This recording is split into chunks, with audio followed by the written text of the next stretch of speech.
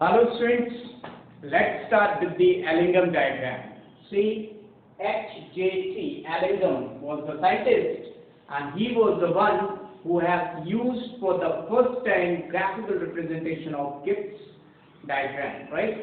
तो ये देख के आपको परेशान नहीं होगा कि ये इतना सब कुछ क्या लिखा हुआ है, क्या है ये, कुछ नहीं स्टूडेंट्स, देखने में बात ज्यादा लग रही है बट वन बाय वन हम सारी बातों को सीख लेंगे, ठीक है। तो स्टूडेंट्स एक बात आपको बता दूं मैं कि कई बार बच्चा पूछता क्या उसी की डिमांड पे ही बना रहा हूँ स्टूडेंट्स कि मेटलर्जी का कोई दीन ईमान है कि नहीं है कि सर कुछ भी कभी भी ब्लास्ट फर्नेस में ऊपर पता चला कार्बन मोनोऑक्साइड, नीचे कार्बन डाइऑक्साइड, कहीं कोक यूज कर रहे हैं, कभी किसी को यूज कर लेते हैं, कभी एल्यूमिनियम थर्माइट प्रोसेस यूज कर लेते हैं, क्या है सर, क्या दिमाग एकदम हिल गया है, ऐसा कहता है फ्रेंड्स। चिंता की कोई बात नहीं फ्रेंड्स, हमने क्या करना है, हमने कुछ नहीं देखना है, हमने सिर्फ इसमें एक लाइन देखनी है। ये देखिए, ये वाली लाइन जो जा रही है स्ट्रेट, इसमें और कोई लाइन नहीं है सर, है तो ये ओके। ये टेम्परेचर इंडिकेट कर रहा है, temperature is increasing on that side and this is the most important thing, delta G not. नीचे आने पे डेल्टा जी नॉट नेगेटिव है, -1200 किलो जूल पर मोल, और ऊपर जाने पे देखिए पॉजिटिव तो नहीं बट नेगेटिव में कम होती जा रही वैल्यू, यानी कि ये देखिए फाइनली -100 और यहाँ पर 0 आ गया। डेल्टा जी नॉट की वैल्यू अगर नेगेटिव है स्टूडेंट्स तो बहुत अच्छा है रिएक्शन के लिए। और एक और बात बताऊं, ये एलिंगम डायग्राम पूरा थर्मोडायनेमिक्स पे बेस्ड है और थर्मोडायनेमिक्स आप जानते हैं बहुत ही इंपॉर्टेंट काम की चीज है थर्मोडायनेमिक्स, राइट।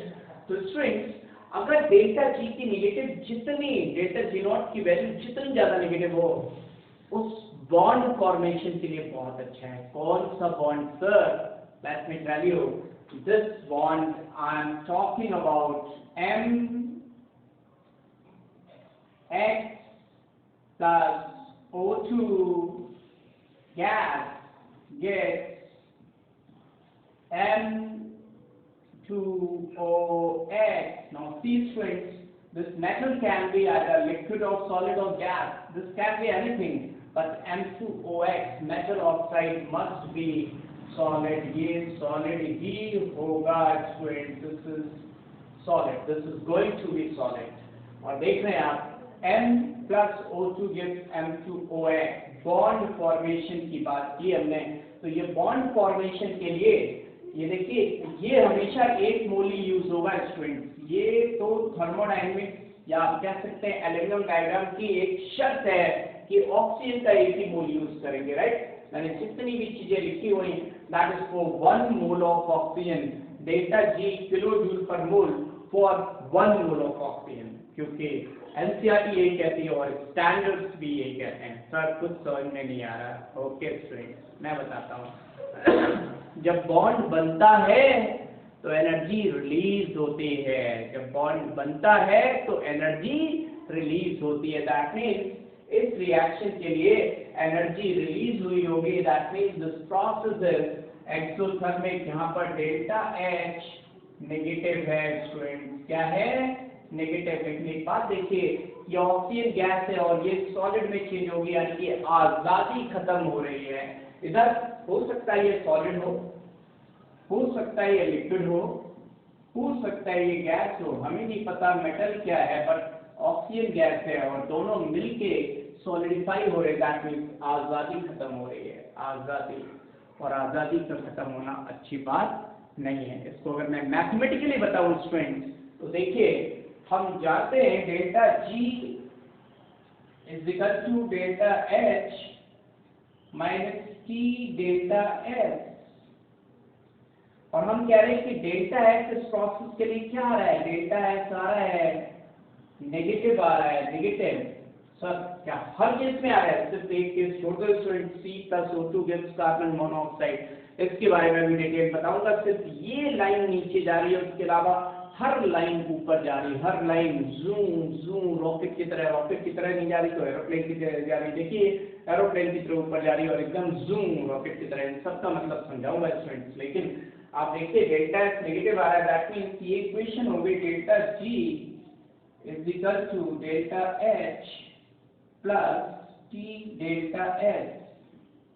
दैट मीन्स अगर इस इक्वेशन को हम स्ट्रेट लाइन इक्वेशन से कोरिलेट करें तो y is equal to M X plus C, यानी see students y is equal to M X plus C, और ये जो m है ये डेल्टा एस है, मतलब स्लोप जो आ रहा है स्टूडेंट्स, जो स्लोप की बात अगर हम करें तो स्लोप आ रहा है चेंज इन एंट्रोपी, यानी कि कौन सी लाइन कब कितनी ऊपर जा रही है, एकदम ऊपर चली जा रही है, वो सब एंट्रोपी चेंज से।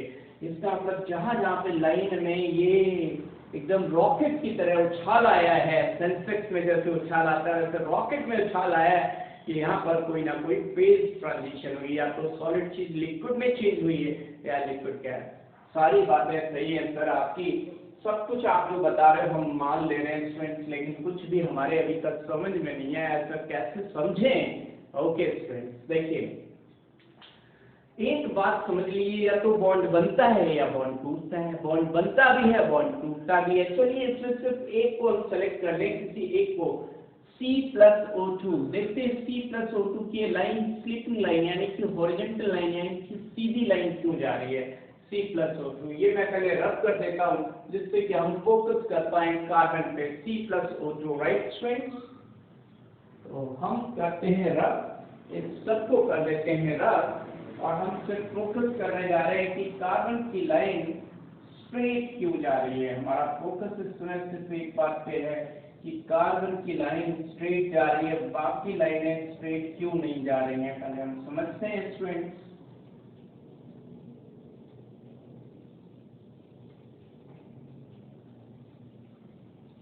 कार्बन वाली लाइन स्ट्रेट है तो सबसे पहले तो हम कार्बन को ही फिक्स कर लें, कार्बन को ही समझ लें, उसके बाद हम कोई और चीज पे फोकस करें। तो वेस्टर से साफ ज्यादा नहीं हुआ, देखिए अभी बॉन्ड बना हुआ है और हल्का सा टेम्परेचर दे दे तो बॉन्ड टूट जाएगा। इसका मतलब ये बड़ी सही बात आई, कार्बन से भी पहले बड़ी एक खास बात समझ में आई कि टेम्परेचर, यानी कि टेम्परेचर बड़े से बड़े बॉन्ड को तोड़ देता है। ओ माय गॉड, क्या बहुत बात, तो रब करते करते कितनी सही बात दिमाग में आ गई स्टूडेंट्स कि अगर हम टेम्परेचर दें, क्या दें, टेम्परेचर तो हर बॉन्ड को तोड़ देगा।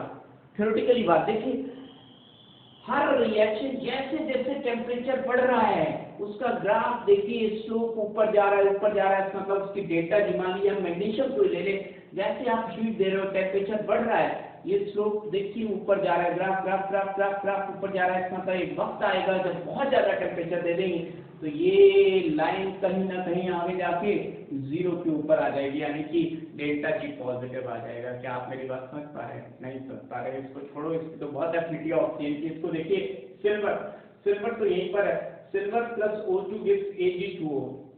इसके बॉन्ड फॉर्मेशन के लिए डेल्टा जी नेगेटिव है, लेकिन देख रहे जैसे टेम्परेचर बढ़ाओगे ये देखिए क्या हो रहा है, इसका डेल्टा जी पॉजिटिव की तरफ जा रहा है। सर कुछ नहीं आ रहा सर मैं बताता हूँ, कोई बात नहीं। ऐसे देखो आप, ये मैंने लाइन खींच दी, मैंने उसी का वर्जन बता रहा हूँ, ये लाइन खींच दी और मैंने मान लो इसमें से जिंक ले लिया, जिंक को, या मान लो मैंने क्रोमियम को ले लिया, ये देखिए ये लाइन ले ली, दिख रही है आपको, ये मान लीजिए मैंने ले लिया chromium Cr plus O2 gate Cr2O3। चलो मैंने सेलेक्ट कर लिया और ये हमारा डेल्टा G0 है और इधर हमारी टेम्परेचर की लाइन है, राइट। ये टेम्परेचर इंक्रीज कर रहा है, राइट स्टूडेंट। चलो एक सेलेक्ट कर लेते हैं जिससे कि हमें बेटर समझ में आए।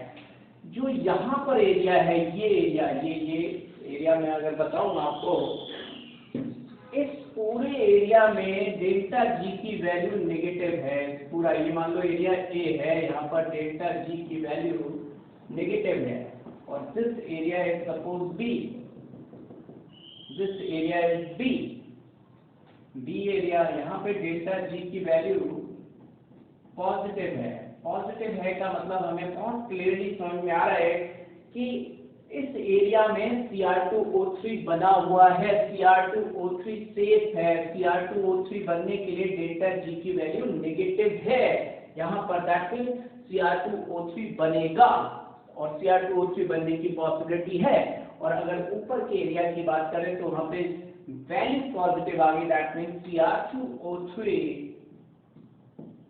will break to give chromium plus O2, यानी कि डेल्टा G वैल्यू नेगेटिव है इसके ब्रेक होने की, टूटने के लिए।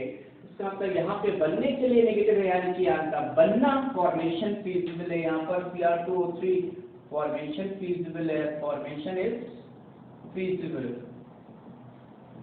और वहां पे breaking is feasible,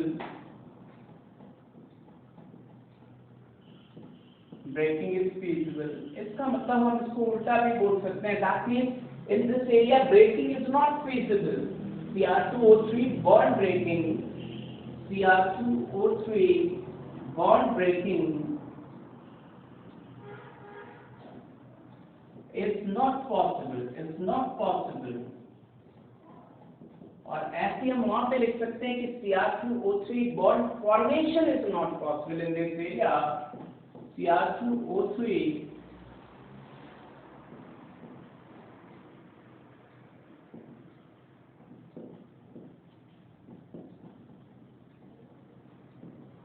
bond formation is not possible. सबसे पहले तो हमने चार बातें देखा जाए, चार बातों का कोई मतलब नहीं है, ये तो छोटे बच्चों की बात है, वरना एक ही बात है कि अगर हम यहाँ पर कह रहे हैं कि aluminium plus oxygen gives Al2O3 aluminium, और यहाँ पे डेल्टा G की value negative 1000 kilo joule per mole है, दैट मीन्स एल्यूमिनियम और ऑक्सीजन रिएक्ट करेंगे और Al2O3 बनाएंगे, और this process is feasible, this process is spontaneous, यानी कि Al2O3 यहाँ पर उसका वजूद है, वो स्टेबल है। लेकिन जैसे जैसे आप टेम्परेचर इंक्रीज करते जा रहे हो, ये देखिए ये ऊपर जाता जा रहा है। यहाँ पे तो अगर प्लॉट को एक्सटेंड करें और टेम्परेचर बहुत ज्यादा बढ़ा दें, हालांकि उतना टेम्परेचर बढ़ाना is not possible, because temperature बढ़ाने के लिए हमें ऐसा लगता है, राइट। तो लेकिन थ्योरेटिकली अगर हम बोले कि वक्त आएगा जहाँ पर ये बॉन्ड टूट जाएगा, यानी कि बॉन्ड तो हर बॉन्ड टूटेगा, लेकिन बॉन्ड के लिए कितनी एनर्जी, कितनी हीट देनी पड़ेगी, that depends. Are you getting my point? देखिए इस ग्राफ से हमें एक बात पता चल रही है कि सिल्वर और ऑक्सीजन मिलके Ag2O बनाते हैं, और Ag2O से अगर हमें सिल्वर चाहिए, यही तो मेटलर्जी में चाहिए, that means from metal oxide we are suppose to convert metal oxide into metal. तो मेटल ऑक्साइड को हीट कर दें, मेटल ऑक्साइड को हीट कर दें तो ऑक्सीजन निकल जाएगा और मेटल मिल जाएगा। लेकिन क्या हर मेटल ऑक्साइड से मेटल इतनी आसानी से मिल जाएगा? क्योंकि अगर MgO से Mg चाहिए तो इतना आसान नहीं है, क्योंकि आप देख रहे हैं इतने टेम्परेचर 2000 डिग्री सेल्सियस तक तो उसमें इसका साथ छोड़ा नहीं है। दैट मीन्स हमें इनके साथ कोई और चीज भी डालनी पड़ेगी जिसको हम बोलेंगे रिड्यूसिंग एजेंट। दैट मीन्स अगर मैं इसको रब कर दूं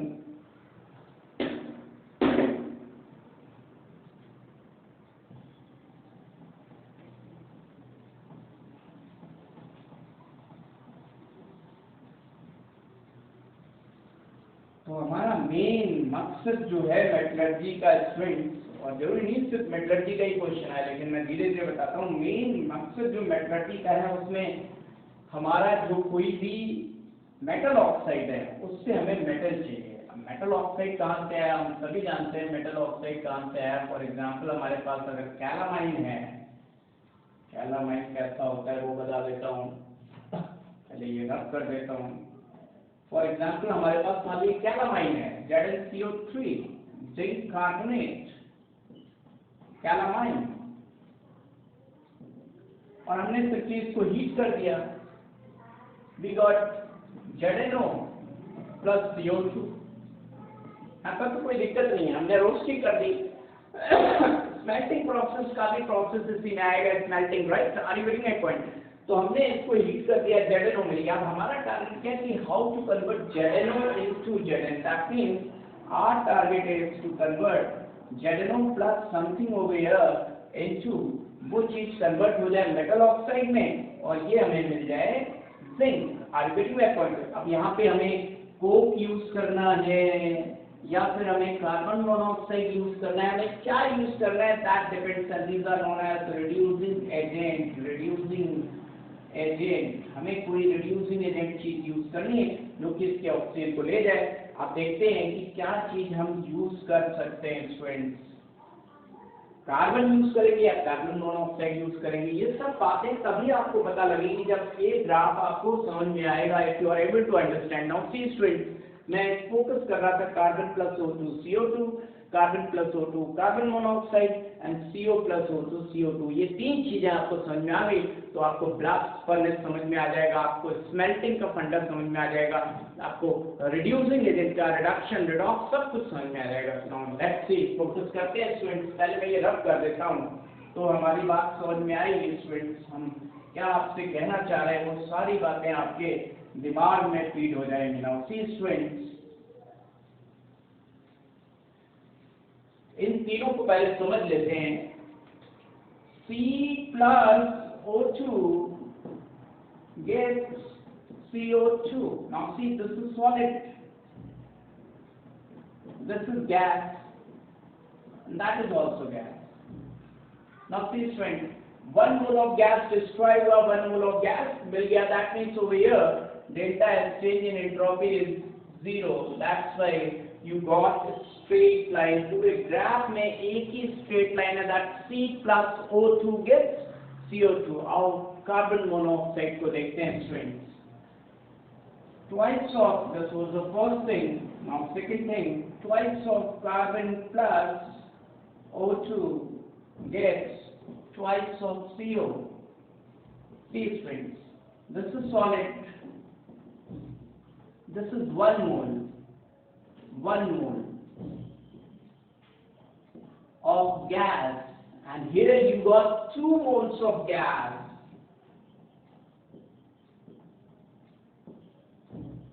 Students, 1 mole gas, 2 mole gas में change हो रहा है, that means entropy change in entropy is positive.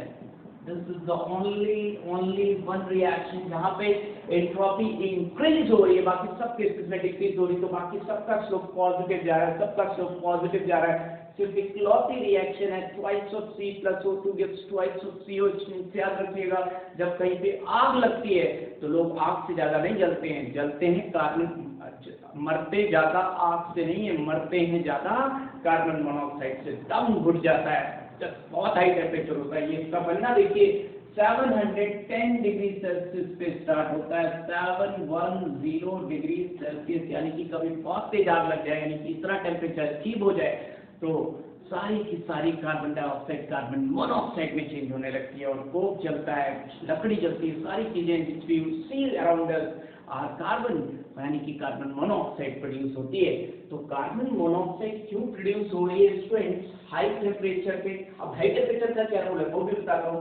इस रिएक्शन के लिए अगर हम लिखें delta G equal to delta H minus T delta F। Now see students, हम जानते हैं कि बॉन्ड बन रहा है, यानी कि एक्सोथर्मिक रिएक्शन है। एक्सोथर्मिक रिएक्शन का मतलब डेल्टा H तो नेगेटिव है ही इस रिएक्शन के लिए, and now student delta H negative है और ये positive into temperature, positive and negative, यानी कि नेगेटिव मिलके क्या हो गया, बहुत ज्यादा नेगेटिव हो गया, यानी कि डेल्टा S पॉजिटिव। ऐसी बड़ी कम, बहुत ही रेयर रिएक्शन होती है जहाँ पे जो एक्सोथर्मिक हो उनके लिए एंट्रोपी चेंज भी पॉजिटिव हो, तो डेल्टा G तो स्टूडेंट्स नेगेटिव आना है एट हाई टेम्परेचर, यानी कि 710 डिग्री सेल्सियस के बाद कार्बन मोनोऑक्साइड बनता है स्टूडेंट्स।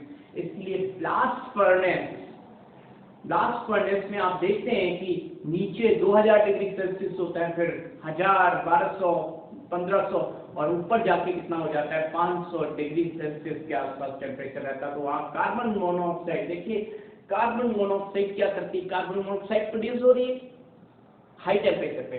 सर नहीं आ रहा कुछ भी, सुनिए, जो आपका ब्लास्ट फर्नेस होता है उसमें 2000 डिग्री सेल्सियस भी है, 1500 भी है, 1200 भी है, 1000 भी है, 500 भी है। तो मैं क्या कह रहा हूँ, जो हाई टेम्परेचर है, जो ब्लास्ट फर्नेस जहाँ पे कोक जल रहा है वहाँ पे बहुत हाई टेम्परेचर, इसका मतलब वहाँ पे क्या है, कार्बन मोनोऑक्साइड है। और कार्बन मोनोऑक्साइड क्या करेगी, कोई भी मेटल मान लो MO है, उससे कार्बन मोनोऑक्साइड क्या करेगी, आपका ऑक्सीजन छीन लेगी और मेटल बनाएगी प्लस CO2 बनाएगी, यानी कि ये रिएक्शन कहाँ पर चलेगी, at high temperature, at high temperature, at very high temperature, at very high temperature. मान लो टेम्परेचर कम है 710 डिग्री सेल्सियस, तो देखो CO plus O2 gives CO2. CO क्या है गैस, O2 क्या है गैस, और ये गैस देख रहे हैं आप 2 मोल और 1 मोल, 3 मोल गैस और 2 मोल, 3 मोल गैस कन्वर्ट हो गया 1 मोल गैस में। दैट मीन्स यहाँ पे चेंज इन एंट्रोपी क्या है, नेगेटिव है, यानी कि एंट्रोपी डिक्रीज हो रही है। तो ये लो टेम्परेचर पे, क्योंकि एंट्रोपी का तो साथ ही क्या होता है, टेम्परेचर होता है, तो लो टेम्परेचर पे ये दैट मीन्स आपके पास ये मेटल कौन हो सकते हैं, आप जानते हैं Fe2O3 Fe3O4 लाइक दैट। तो metal oxide plus this carbon monoxide gets metal plus, ये देखिए at very high temperature, ये very high temperature पे यहाँ पे गलत लिख दिया था मैं, देखिए ये कार्बन मोनोऑक्साइड कार्बन डाइऑक्साइड में नहीं चेंज होगी, coke will change to carbon monoxide, coke will change to carbon monoxide, और यहाँ पे कार्बन मोनोऑक्साइड डालो या फिर आप कोक डालो, both will change to CO2. Is it clear? This is at low temperature, ये लो टेम्परेचर की बात है। चलिए इतना करिए स्टूडेंट्स, फिर मिलते हैं नेक्स्ट वीडियो में, तब फिर से समझाऊंगा। Right students, okay.